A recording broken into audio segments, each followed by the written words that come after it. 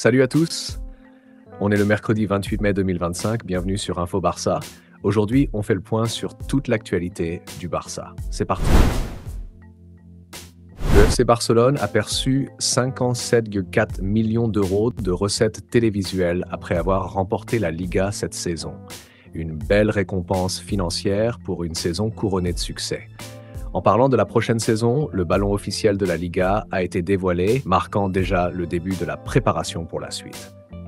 Hansi Flick, le nouvel entraîneur du Barça, a entamé la semaine en rencontrant les jeunes joueurs qui participeront à la pré-saison avec l'équipe première. Une étape importante pour intégrer l'élève. Sur le plan technologique, le système de hors-jeu semi-automatique a connu des ratés. Le Barça et le Celta Vigo sont les équipes qui ont subi le plus d'erreurs, avec 2 décisions incorrectes chacun. Au niveau commercial, c'est une autre bonne nouvelle. Barça Hospitality a dépassé les 3700 sièges VIP vendus pour le futur Spotify Camp Nou et les suites VIP sont déjà épuisées. Le club prévoit plus de 335 millions d'euros de recettes grâce à cette opération. Côté joueur, Íñigo Martínez a quasiment pris sa retraite internationale. Il souhaite désormais se concentrer uniquement sur le Barça, jugeant que les tournois internationaux sont un risque physique à son âge. Cette décision aurait refroidi les relations entre le Barça et Osasuna, 2 clubs historiquement proches. Ronald Araujo s'est exprimé sur sa saison. « Je suis heureux des titres remportés cette saison.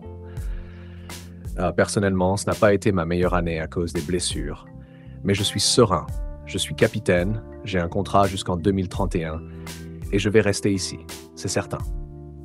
L'entraîneur me veut, les gens aussi. Je suis bien physiquement et je peux rivaliser avec n'importe qui. » Passons au poste de gardien. Ter Stegen, longtemps intouchable, ne suscite plus l'intérêt que de clubs en Arabie Saoudite.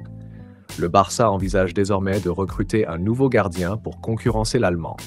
Des doutes persistent après ses opérations au genou et une baisse de forme notable. Un hashtag réclamant son départ est même devenu viral et un fan a publié une vidéo de 83 minutes de ses erreurs. Si le Barça signe Joan Garcia, Ter Stegen pourrait décider de quitter le club pour sécuriser sa place de titulaire en sélection allemande pour la Coupe du Monde.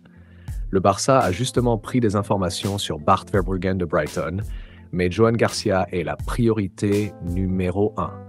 Garcia refuse un prêt, il veut être titulaire là où il ira.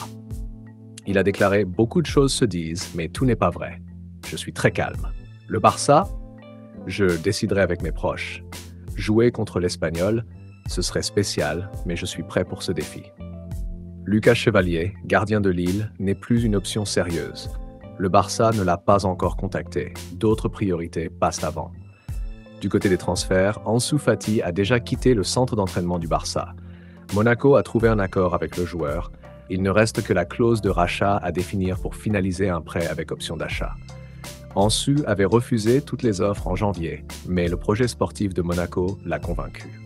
Le club garde aussi un œil sur Luis Diaz, profil très apprécié par Deco pour son explosivité, sa verticalité et sa capacité à presser, un style similaire à Rafinha.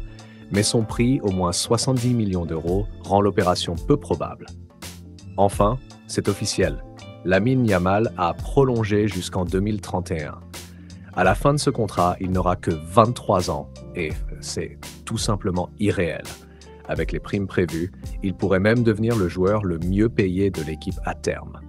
Et toi, penses-tu que Joan Garcia peut réellement prendre la place de Ter Stegen? Et que penses-tu de la prolongation de Lamine Yamal? Dis-nous tous en commentaire.